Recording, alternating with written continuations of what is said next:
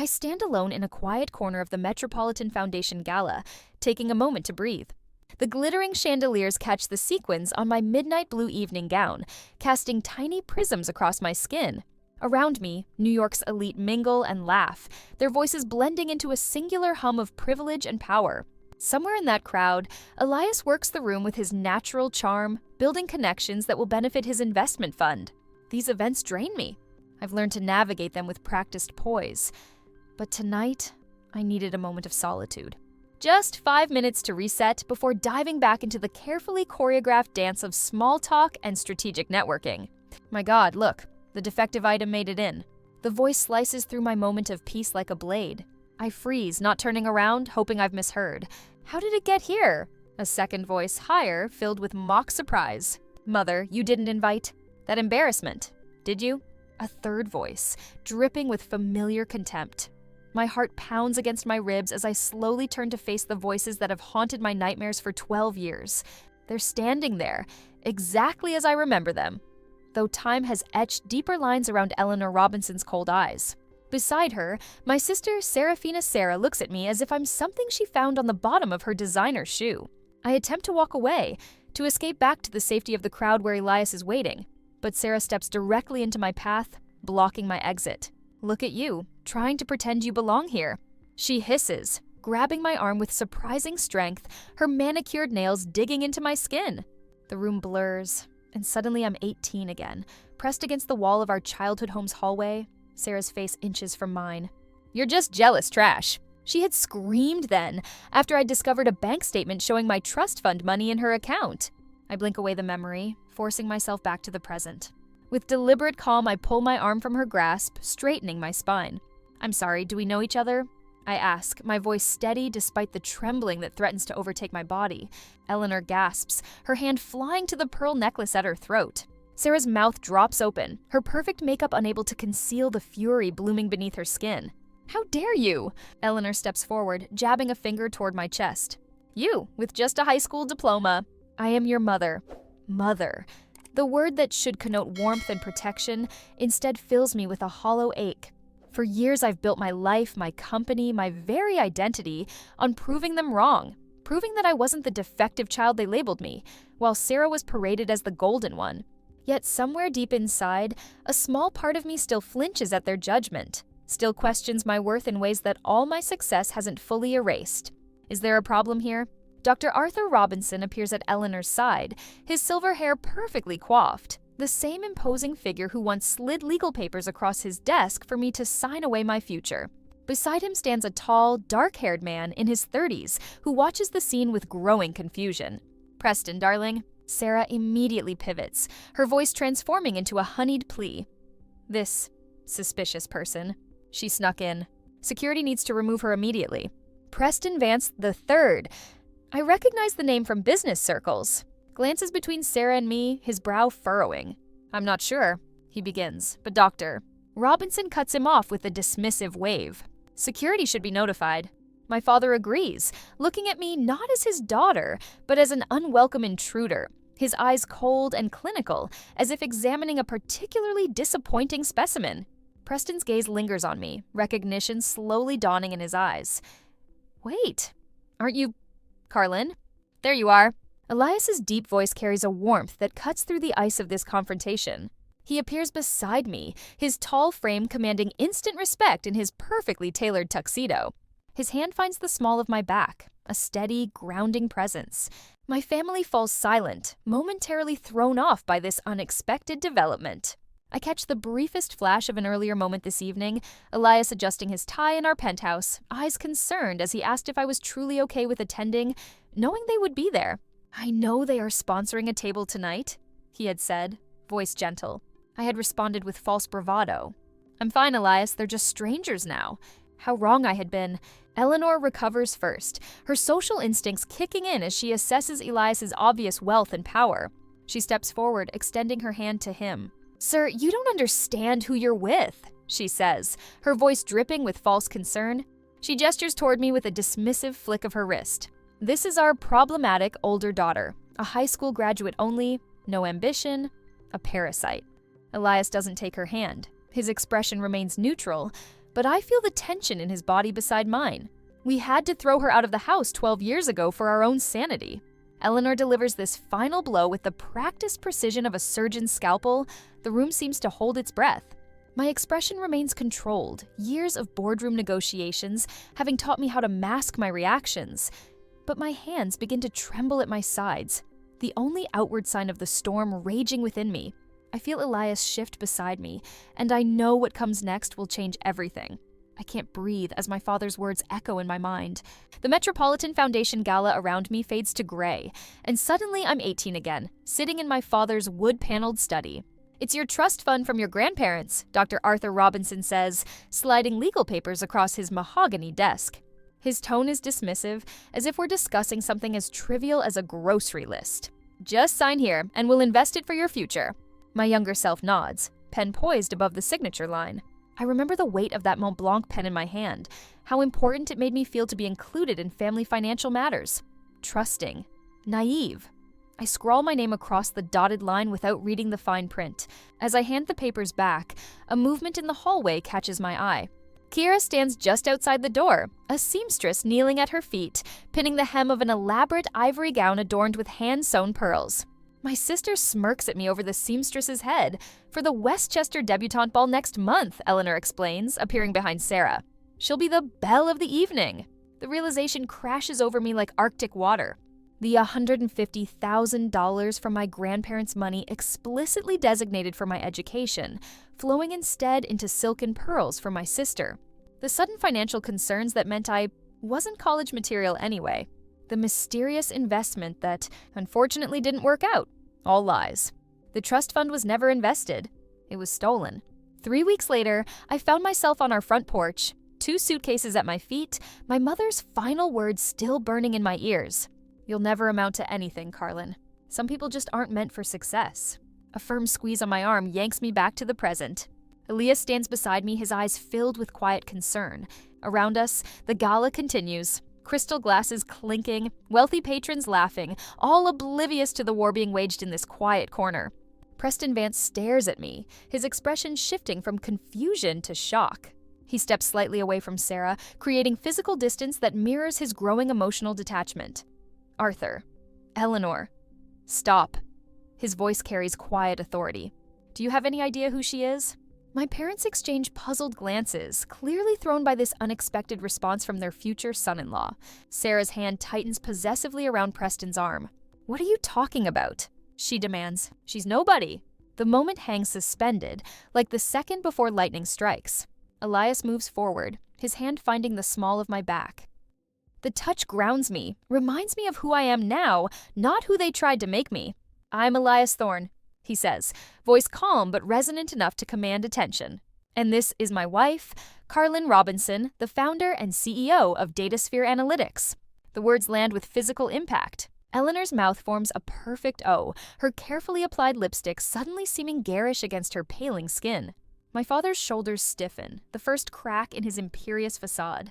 "That's impossible," he mutters, but the conviction in his voice has already begun to waver. I watch them process this information, these 2 people who orchestrated my exclusion with such calculated precision. Eleanor, who convinced everyone, including me, that I was fundamentally flawed. Arthur, who enabled her every manipulation while helping himself to the money meant to secure my future. Before she was my wife, Elias continues, pride evident in every syllable. She was the single best founder my fund ever invested in. I wrote her a $2 million seed check 7 years ago, based on an algorithm she wrote herself, after teaching herself to code. Preston looks physically ill. He glances at his watch, as if it might provide escape from this unfolding catastrophe. "Mr. Thorne," Preston's voice is strained, "is one of our firm's largest clients." Sarah's face contorts with confusion. "What does that have to do with DataSphere?" Preston interrupts. "Just signed a $15 million contract with us last month." My parents stand frozen, their carefully constructed narrative crumbling around them. Eleanor recovers first, her shock morphing into desperate denial. "CEO?" She sputters, the word foreign on her tongue when applied to me. Beside her, Sarah begins to unravel, her composure disintegrating faster than her mother's. "Lies." She shrieks, drawing glances from nearby guests. It's all lies. "She's stupid." I'm the successful one. The desperation in her voice might once have satisfied me, but now I feel only a cold pity. The person I've become doesn't need her destruction to validate my worth. I graduated from Yale, Sarah announces, her voice climbing higher. Yale? I keep my tone even, almost sympathetic. That's funny. I heard you flunked out of community college after one semester. Her eyes widen with genuine terror, the foundation of her identity, her supposed superiority cracking beneath her. And partner at the foundation? I continue.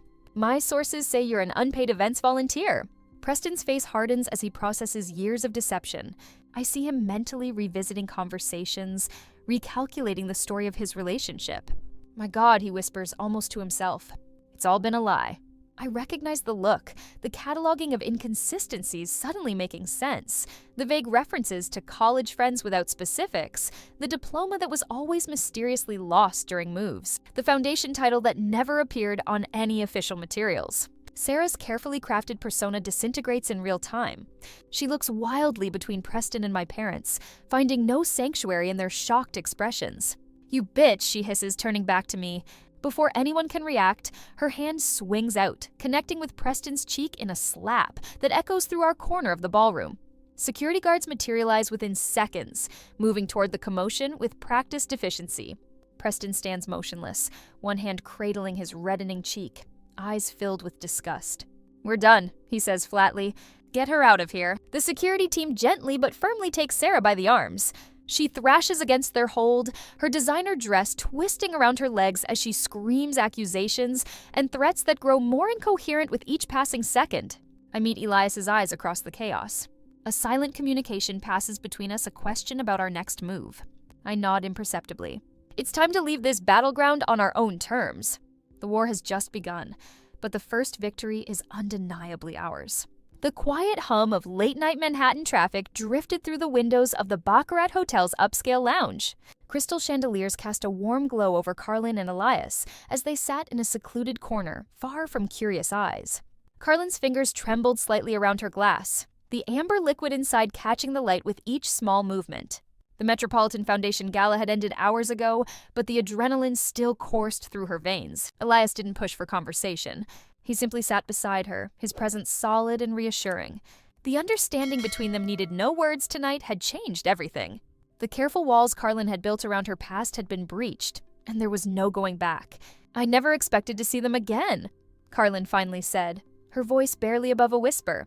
She stared into her drink, seeing not the expensive cocktail but the shocked faces of her family. Part of me always knew this day might come, but her voice trailed off, unable to fully articulate the strange mix of relief and pain that washed through her. 12 years of silence had ended in less than 15 minutes of confrontation. Elias covered her hand with his. You stood your ground, that's what matters. Morning brought no respite. Karlyn's phone buzzed incessantly with calls and texts from unknown numbers. She scrolled through them in her home office, coffee growing cold beside her laptop. Eleanor's voicemail was particularly vicious. You've embarrassed this family for the last time. Do you have any idea what you've done? Arthur's message followed, his surgeon's voice stripped of its clinical detachment. You'll regret this public spectacle. We raised you better than this. Worst were Sarah's texts, each one more unhinged than the last. The perfect facade of the golden child had crumbled completely, revealing the desperation beneath. By midday, Karlyn received word through business channels that Preston had canceled the engagement. The Robinson family had wasted no time launching a counteroffensive, spreading whispers about Datasphere's business practices and Karlyn's character to anyone who would listen. 3 days later, Karlyn stood in her office at Datasphere headquarters, gazing at the Manhattan skyline through floor-to-ceiling windows. The room was a testament to her success awards lined the shelves, patents hung in sleek frames, and team photos captured moments of triumph that no one in her family had bothered to acknowledge. Her eyes drifted to a small frame tucked on a lower shelf, her high school graduation photo, the one day when her accomplishments should have been celebrated. The image showed her alone in cap and gown, no proud parents or family members beside her. She had taught herself to code that summer, determined that if education was to be denied her, she would find another path. Mrs. Thorne, your legal team is here, her executive assistant announced, interrupting her thoughts.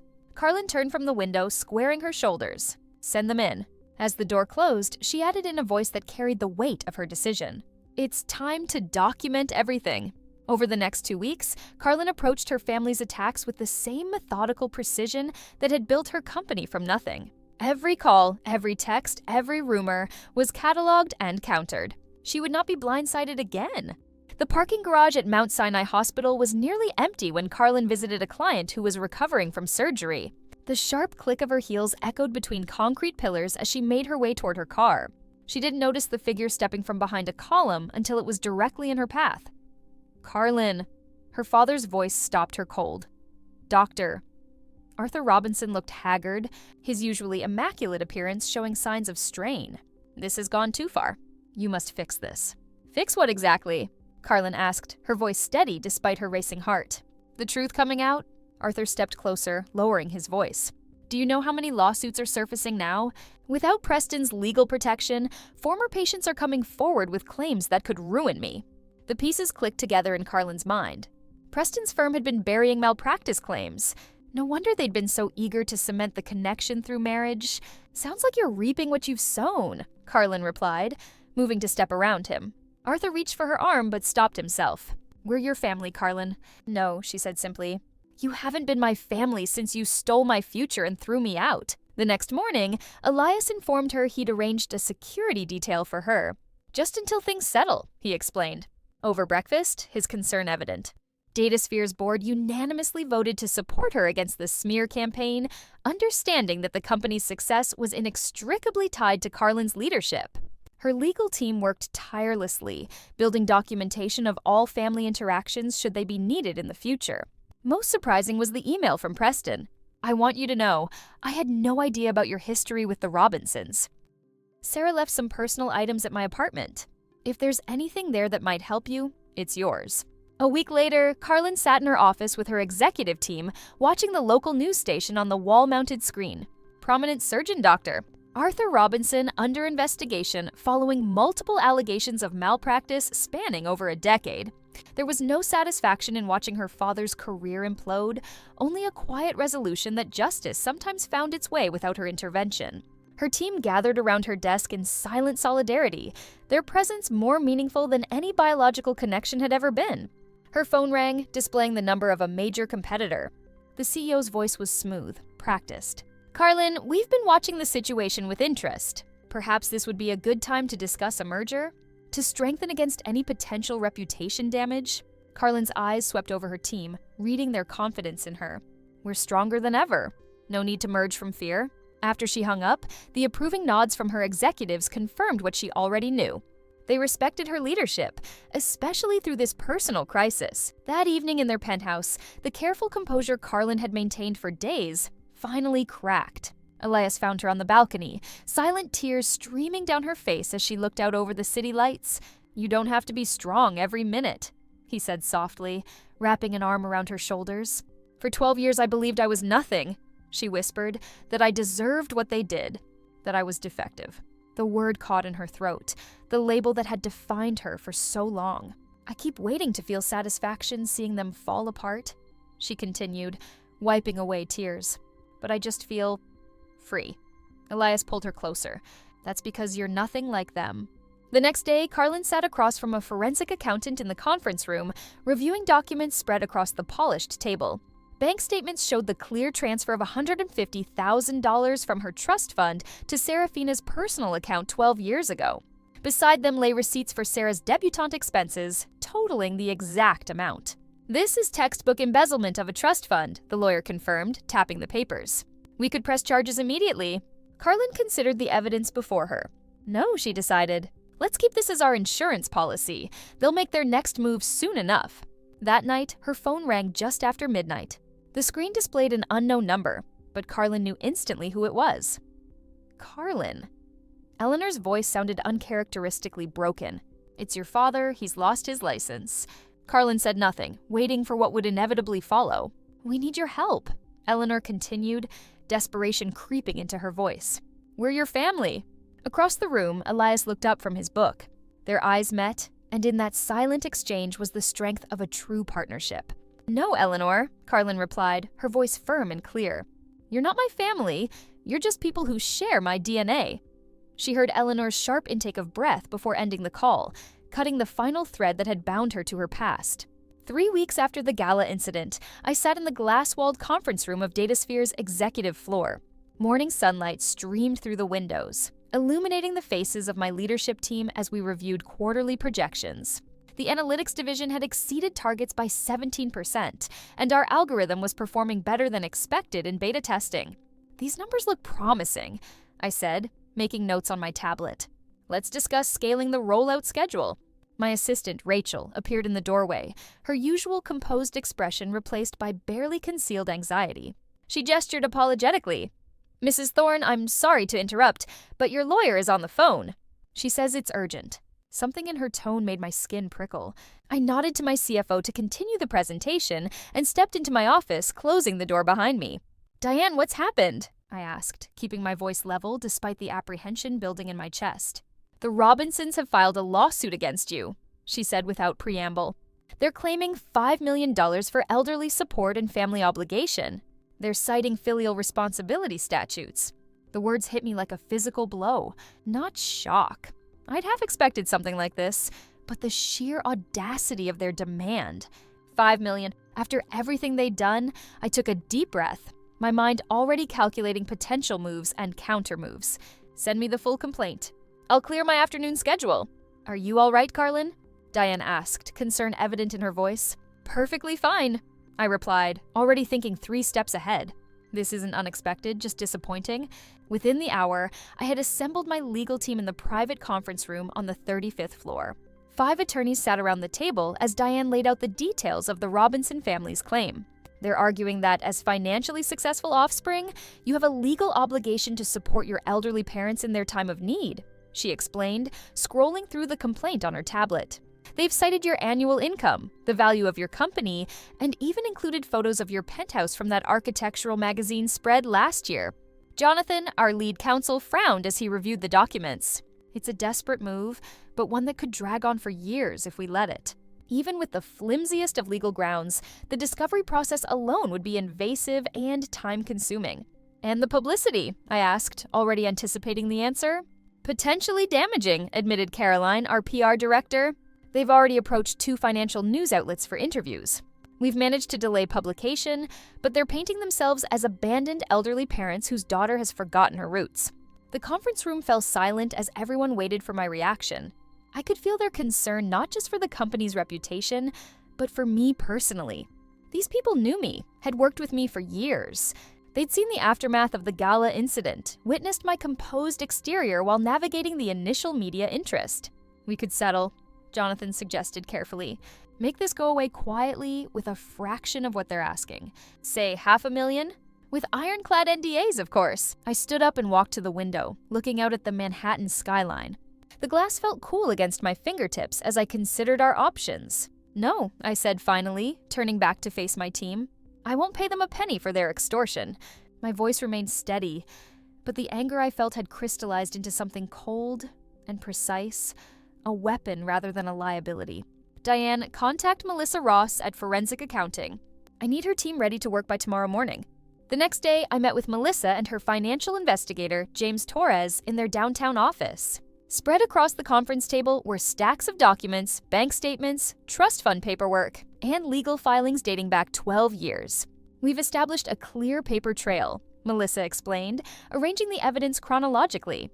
"When you turned 18, your grandparents' trust fund of $150,000 was placed under your parents' control as trustees." James pointed to several highlighted signatures. "Here are Arthur and Eleanor Robinson's signatures on the transfer authorization.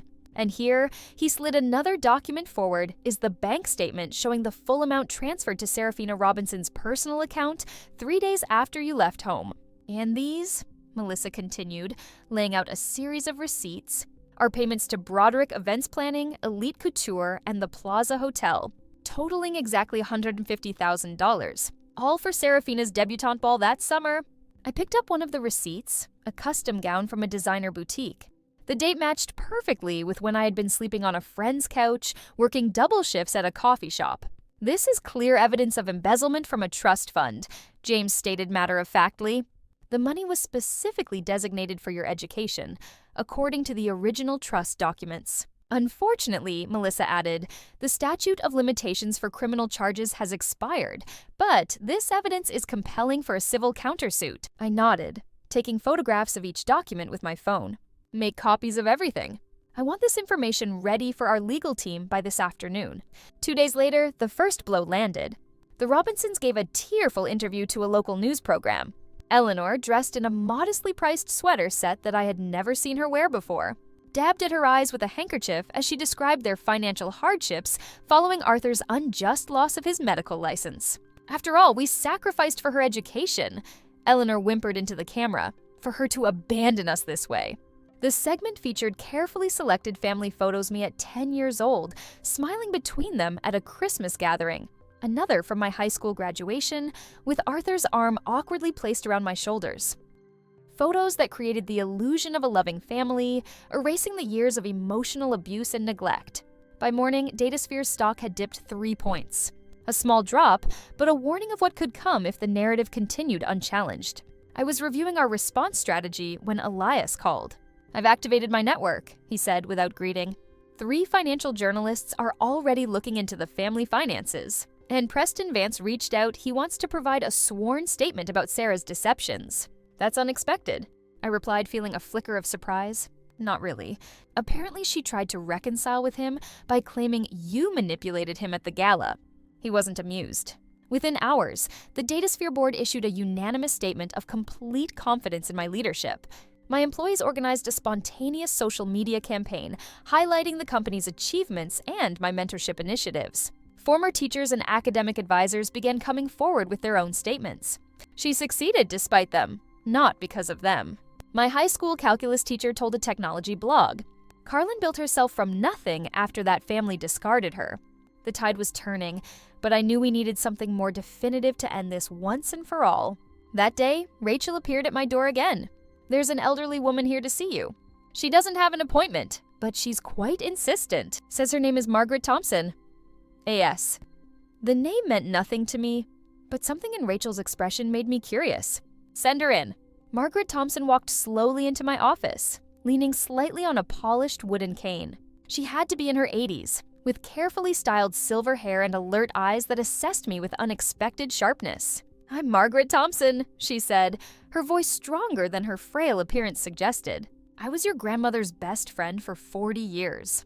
My breath caught. My grandparents had died when I was 14. I had few memories of them, just vague impressions of warmth and holiday visits. "Please, sit down," I said, indicating the chair across from my desk. She settled herself carefully before continuing. "I was the executor of your grandparents' trust fund. I've kept copies of all the original documents." From her handbag, she withdrew a folder of papers, yellowed with age but meticulously preserved in plastic sleeves. "I suspected something wasn't right when I heard you hadn't gone to college," she continued, placing the folder on my desk. "The trust was explicitly created for your education. But I couldn't prove anything without your cooperation, and by the time I tried to find you, you had disappeared." I opened the folder with steady hands. There it was, the original trust stipulations, in clear black and white. For the higher education of our granddaughter, Karlyn Eleanor Robinson. "I should have done more," Margaret said, regret heavy in her voice. "I'm sorry." By the end of the week, my legal team had filed a countersuit for embezzlement. The media narrative shifted dramatically as evidence of the Robinsons' deception emerged.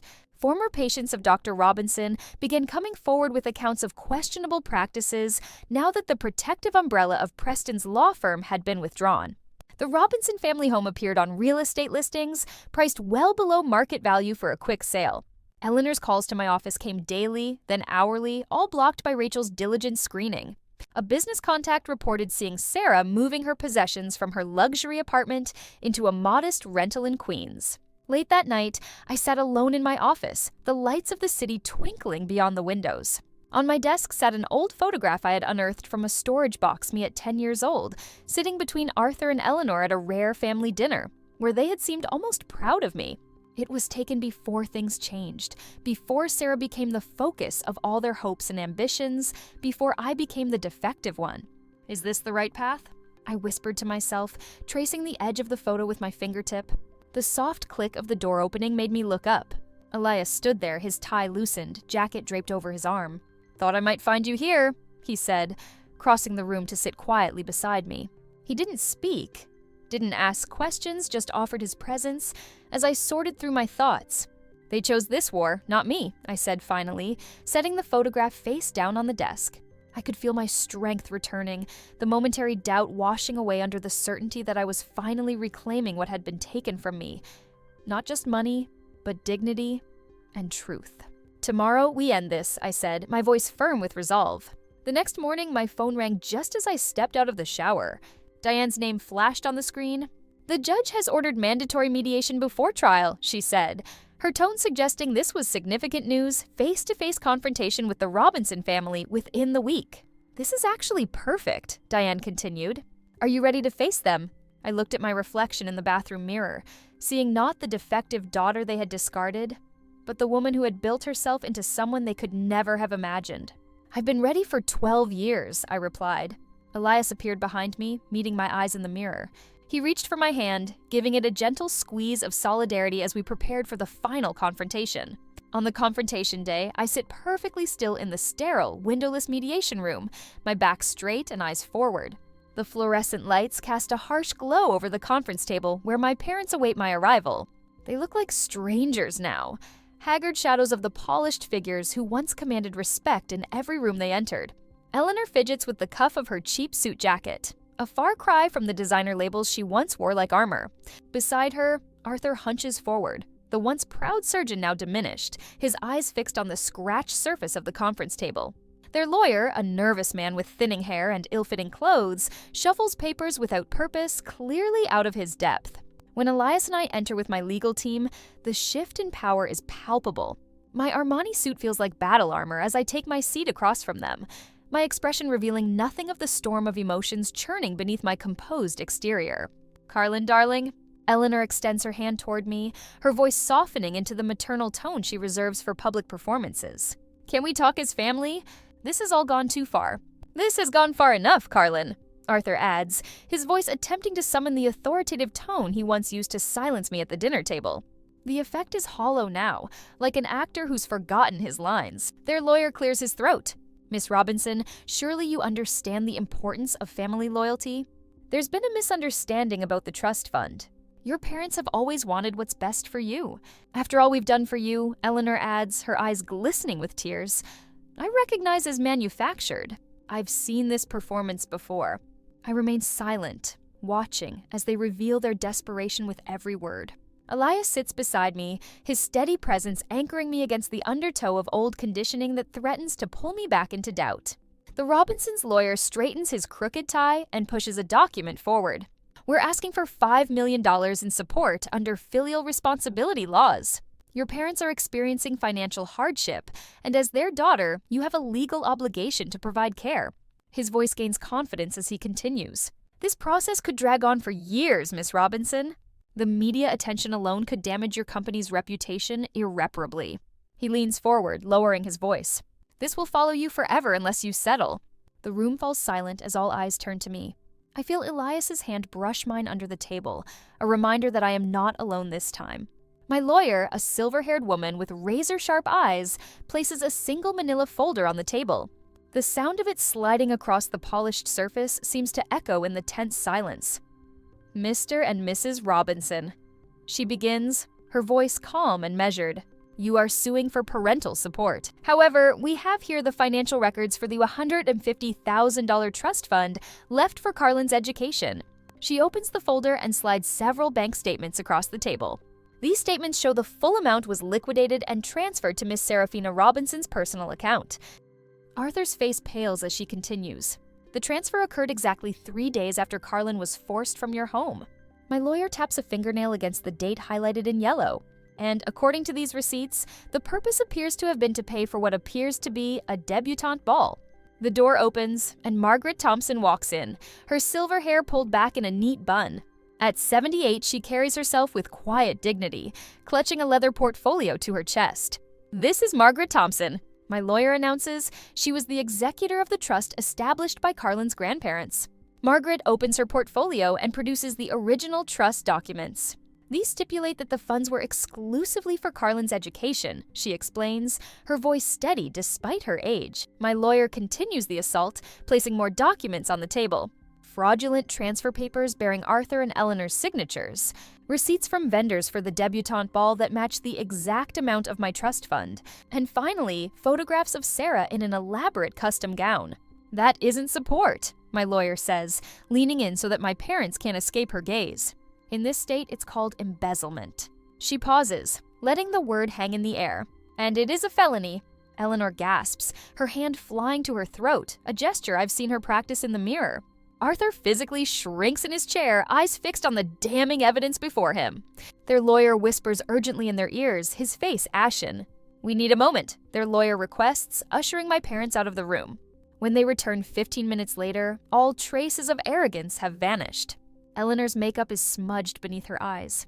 Arthur looks like he's aged a decade in the brief recess. We would like to withdraw our lawsuit immediately, their lawyer announces, his voice flat. We're prepared to proceed with criminal charges, my lawyer counters. Please, Karlyn. Eleanor's voice breaks, stripped of its usual manipulation. We'll lose everything.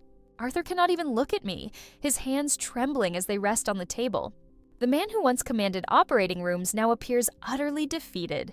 I take a deep breath, feeling the weight of this moment a crossroads I never expected to reach. Memories flash through my mind, being called defective at the dinner table, watching Sarah receive praise for mediocrity while my achievements were dismissed, signing away my future on blind trust. The night they changed the locks on our family home.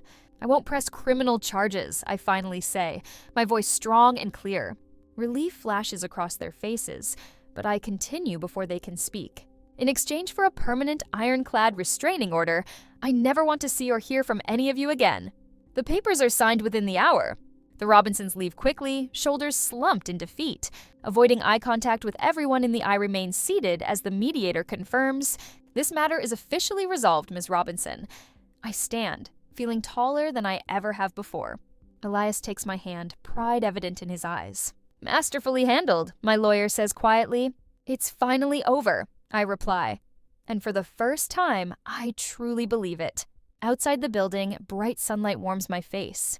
I take a deep breath of fresh air, feeling lighter than I have in years. My phone buzzes in my pocket a news alert about the Robinsons' bankruptcy filing. I don't click to read the details. Instead, I turn my phone off completely and take Elias's hand. Let's go home, I say, looking toward the future rather than the past. I'm ready for what's next. I stand at the floor-to-ceiling windows of DataSphere's expanded headquarters, watching as the marketing director guides our newest client through the final signing ceremony.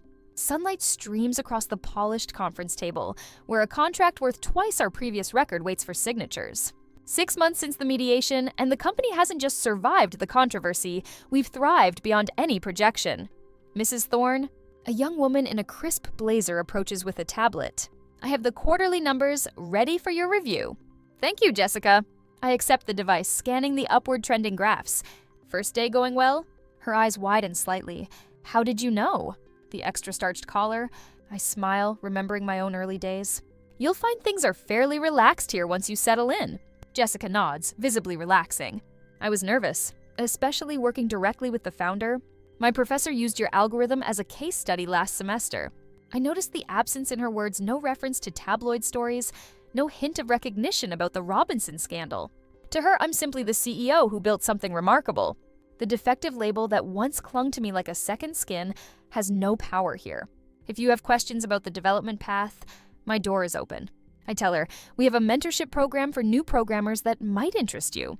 I'd love that. Thank you. As she walks away, I catch sight of Elias through the glass walls of my office, leaning against my desk with a small wrapped package. He spots me and raises an eyebrow. Later that afternoon, I decline an invitation from the Business Leaders Council while sorting through emails. You know, they'd love to have you speak at the spring symposium. My assistant remarks, huge exposure. I appreciate the opportunity, but I'll pass. I close the email with a single click because the Robinsons might attend. She asks, then immediately looks apologetic. Sorry, that was unprofessional. No, it's a fair question. I lean back in my chair. Some bridges should remain burned. It's not about fear. It's about boundaries. I don't need to share oxygen with people who tried to destroy me. My phone buzzes with a message from Elias. Still on for tonight? 7 p.m. sharp. I smile, responding with a simple, "Wouldn't miss it." The restaurant's private dining room glows with candlelight when I arrive that evening. Instead of just Elias, I found a small gathering, my chief technology officer, Marcus, Jessica, from legal, and 3 others who stood firmly beside me during the lawsuit. "Surprise," Elias says, taking my hand. 1 year since DataSphere's biggest contract signing seemed worth celebrating. Marcus raises his glass. "To Karlyn, who taught us all that family isn't always about blood. It's about who shows up," Jessica adds. Their faces reflect back what I've built, not just a company, but connections based on respect rather than obligation. The warmth in the room feels nothing like the cold formality of Robinson family gatherings. "I'm grateful to each of you," I say, my voice steady. "You saw value where others saw deficiency." After dinner, Marcus pulls me aside. "The Scholarship Foundation paperwork is finalized. First disbursements go out next semester. The DataSphere Educational Trust, my answer to the trust fund that was stolen from me. 5 full rides annually for disadvantaged students without family support, with personal mentoring included. The cycle of educational inequality breaking, 1 student at a time. Perfect timing," I tell him. "I'd like to be there when we announce the first recipients." 2 weeks later, I accept a humanitarian award from the Technology Leadership Council, standing before a crowd that rises to their feet as my name is announced. The applause washes over me like warm water. I think fleetingly of another gala, of whispered words and grasping hands. But the memory holds no pain now. My acceptance speech focuses entirely on future opportunities rather than past struggles. Not one word about the Robinsons escapes my lips. They don't deserve even that much space in my life. That evening, Elias and I stand on our penthouse balcony. City lights spread before us like fallen stars. The award sits on the coffee table behind us, its crystal surface catching the soft lamplight. "Do you ever think about them?" Elias asks, his arm around my waist. I consider the question, realizing the answer comes easier now. Less and less each day. That's healing.